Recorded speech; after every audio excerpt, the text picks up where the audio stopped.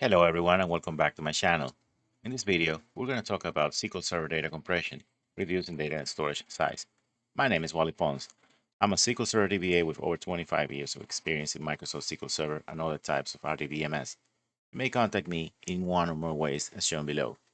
I'm also the founder of Data Grupo PBSoft since 2013, instructor, writer, and IT consultant since the late 90s with a growing customer base. Now, let's see the process. What is compression? SQL compression, specifically in the context of SQL Server, refers to a feature that helps reduce the physical size of the data stored in tables and indexes within a database. This reduction in size offers several benefits, including reduced disk footprint, less storage space is required for the database files, improved I/O performance. Since data occupies fewer pages, queries need to read fewer pages from disk, leading to faster data retrieval for I/O-intensive workloads. Efficient memory usage. More data can be stored in memory due to compression, potentially improving overall system performance. When to use compression? You can use either row or page for data compression, but page compression is generally preferred because it includes all the benefits of row compression, plus additional techniques like prefix and dictionary compression. The best choice depends on your data. Row compression is sufficient for data with few duplicates, while page compression provides greater savings for data with repeating patterns. Enabling compression. Compression can be enabled on tables or indexes using Transact SQL statements or through tools like SQL Server Management Studio. For example, you can specify data underscore compression equals row or data underscore compression equals page when creating or altering tables or indexes. Performance considerations. For maximum space savings, use page compression, as it is more effective at reducing data redundancy. For lower CPU impact, if your workload is CPU bound and you don't have many repeating values, row compression may be a better choice to minimize the performance impact. History. Table and index compression, specifically row and page compression, became available in SQL Server with the release of SQL Server 2008. While SQL Server 2005 Service Pack 2 introduced the bar decimal storage format, which provides some compression for decimal data, the more comprehensive row and page compression features for tables and indexes were a key enhancement in SQL Server 2008. Since SQL Server 2016, data compression has been available in all editions of SQL Server, including SQL Server Express Edition. Demonstrating SQL data compression. To demonstrate SQL data compression, we will need a sample of data. In this case, I will use the StackOverflow 2010 database dump. With this dump, I will create two tables for this example, row underscore posts and page underscore posts. Each table contains approximately 4 million records and serves for the demonstration purpose just right. For better understanding, each table will have the same column structure, data types, and primary keys. Additionally, I will create 4 indexes for each table composed of the same columns, which will be distinguishable by their naming convention and the compression method to be applied, row and page. Then, we will compare the data sizes, before and after compression, using a table and script to store this information. If you wish to download a copy of the Stack Overflow database, you can download it from the brentnosar.com website. I will provide the direct link to get to this website. These are the different versions that you can download, and next to it is the direct link that you can use. The version that I use for the video is this one here, from where I took the post table. Okay? If you need to download much bigger versions, you can do so. You have the links right here. And here's Brent Osar. He's the owner of this website. Also, this information has a CC by SA 4.0 license. It means that you can share this database, adapt it for any purpose, even commercially, but you must attribute it to the original authors. And if you look at this corner here, Brenosar left a note that says not me, stating that he is not one of the authors, because this is a dump from the Stack Overflow database. So keep that in mind, please. Now let's have a quick look at the database design. The database design consists of file groups and files, which helps to organize and better understand the distribution of the storage, as we will see now. This is the script for the database, and these are all the file groups that I need to create on my database. They're actually created already, but I just want to show you an overview of that. These two file groups that you see here will be associated with each table. There's a file group for the row underscore posts table, and there's another one for the page underscore posts table. These are the file groups for the indexes that I'm going to create on each table. Please note that I have made division of them. There's a group that's going to be row, and there's another group that's going to be for page. Now, the row ones are going to be for the row underscore posts table, and the page are going to be for the page underscore posts table. Obviously, these file groups are going to be associated with physical files. Let's take a quick look at how that looks on the database properties. These are the database properties, and as you can see, here's my list of file groups, and here's the association with each individual file on the database. There's also what we know as logical name. Now, the logical name is associated with the physical name of the file. And as you can see, we have the size column. Now, the size column represents the physical size of the file. We're going to store this information and some additional details into the size table that we created. That will help us see the before and after for comparison purposes, and we'll see how much data we have compressed in our physical files. For comparison purposes, I have created a table called size. This table will help me compare the before and after values of the data and file sizes inside my database. We'll do an insert with our current values and then proceed to compress our tables and indexes data for later comparison. For this purpose, I will use a script called DBFiles.sql available for download from my GitHub page in case you want to do your own testing. Before I put the information on the table, I want to run the script and see what's inside. It's executed and there it is. Now, the information I get from the script is basically similar to the information I get on the database properties. Let's take a closer look so we can understand what we have. Okay, so I have a list of all the files that are contained on my database. I can even classify what they do based on the nomenclature of the files. For example, I know that these two here belong to the posts table. One is for row, the other one is for page. And I know that this group right here is for indices. And I can even tell which ones will be used for row compression, like this group here, and which ones will be used for page compression, like this group over here. All right. Now, the columns on the right will tell me information about the size of the file. For example, this column here will tell me the physical size of the file on the left. This column here will tell me the space used by that file. And this column here will tell me the difference in size or how much is available space. Now, I'm going to take a snapshot into a table, like I mentioned earlier. I'm going to do that so I can compare the results based on the compression method that I use, either row or page.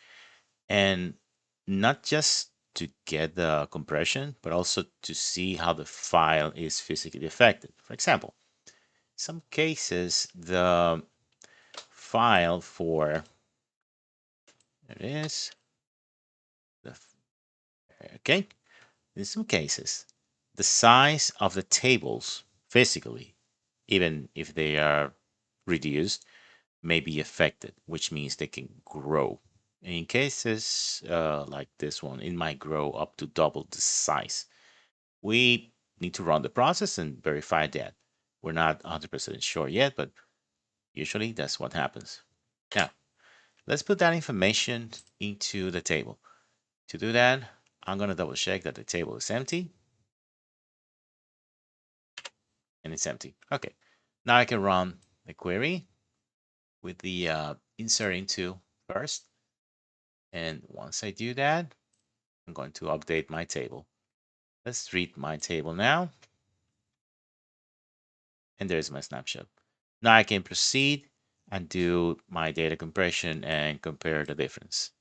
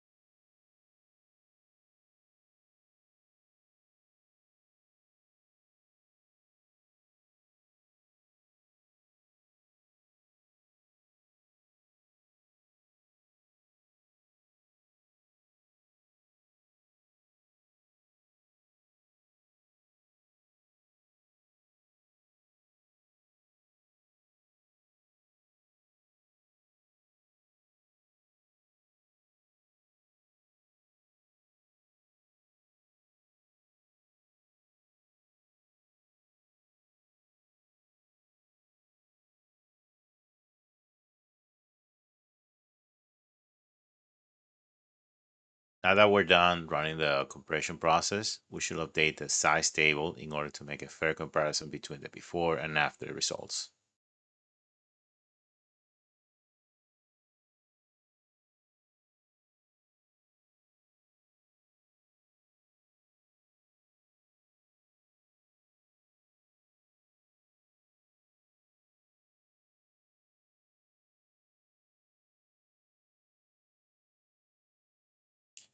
Right after we update the size table, we can see the before and the after outcome from the process.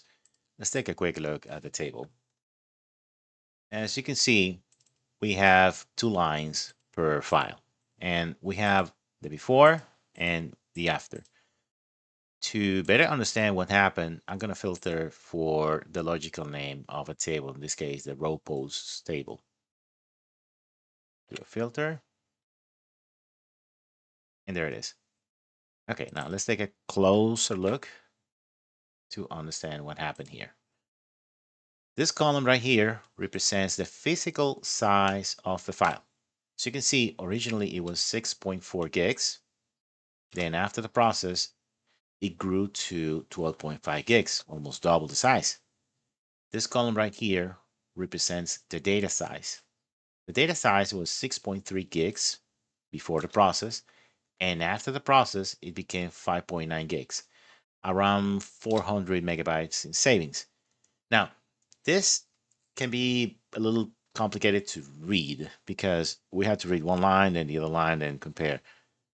I have a second query that actually puts all this information into a single line and brings me the percentage values in difference and the megabytes value in difference as well. Let's take a look at that now. Now let's look at the second query. The second query is a bit more complicated because it includes the use of one variable. This variable is used in conjunction with the lead window function, as you can see right here.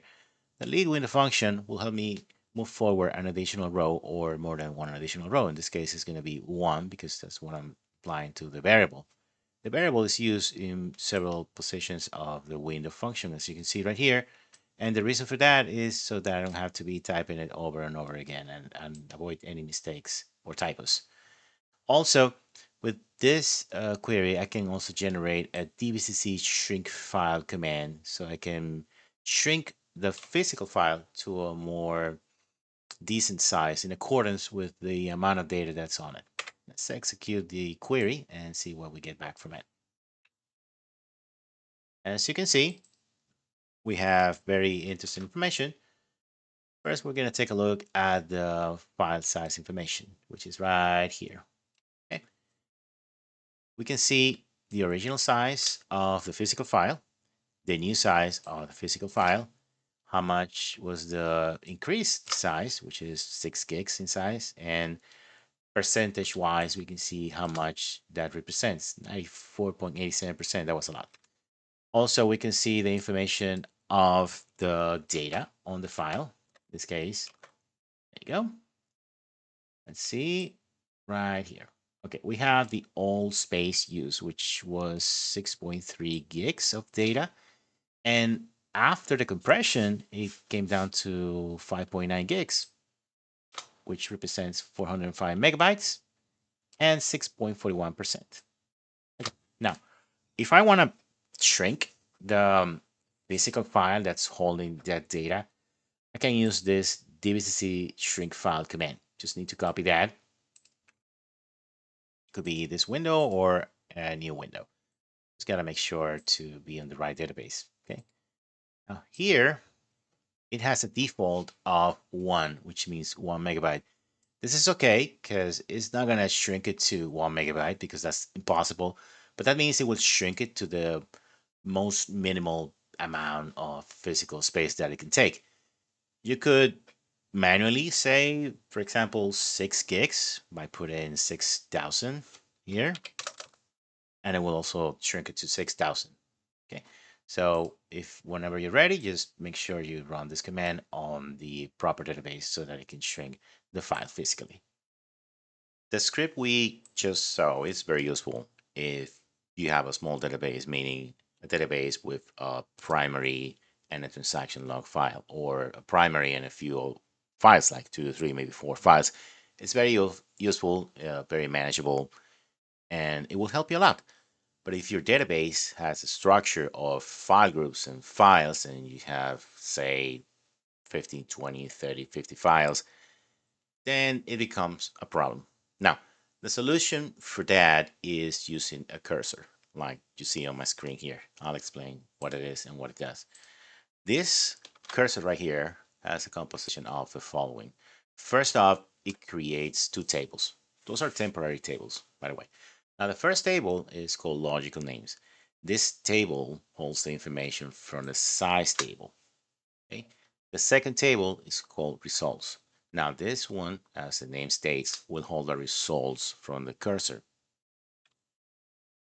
Also, this cursor uses variables, and one of the variables is the lead value variable, which is the one that will help you walk through with a query. You still have the query here. It's just that it's going to walk through all of the files that you have in your table and give you the result on the results temporary table, which is down here. As you can see, this is the same query we saw before. It may not look the same, but it's actually the same. It's just formatted to be used on the cursor. Okay. This portion here will print the results on the screen. Actually, we'll call the select statement from the results table. Let's take a quick look at what we get from that. Okay. Select everything and run it. And as you can see, I have all of my 15 files from my database. I can see all the information all together, all values, new values, increased, our current allocation, percent increase. I can see my old space and my new space, and I can see my reduced space in megabytes and percentage wise. I got it all together here. Also, I have a huge, big DBCC shrink file script here, which I can copy, okay, and put it on the same window as the cursor, or in another window if I want to, and then execute it. This will shrink considerably all of the files. Actually, it will shrink to its maximum because everything is set to 1 MB. You can manually change that if you want to. I wouldn't recommend. It will not shrink to 1 MB if it doesn't have the space, but it will shrink at its maximum. So this is the complete solution for you to see exactly how the compression method work for you or not. This will finalize the SQL Server data compression video. If you would like to hire me for your SQL questions and solutions, please go to Fiverr or Upwork, or you can contact me directly. To download a copy of the script using this and other videos, please visit my GitHub page. Please like and subscribe. You can also leave a comment or a message if you wish to do so.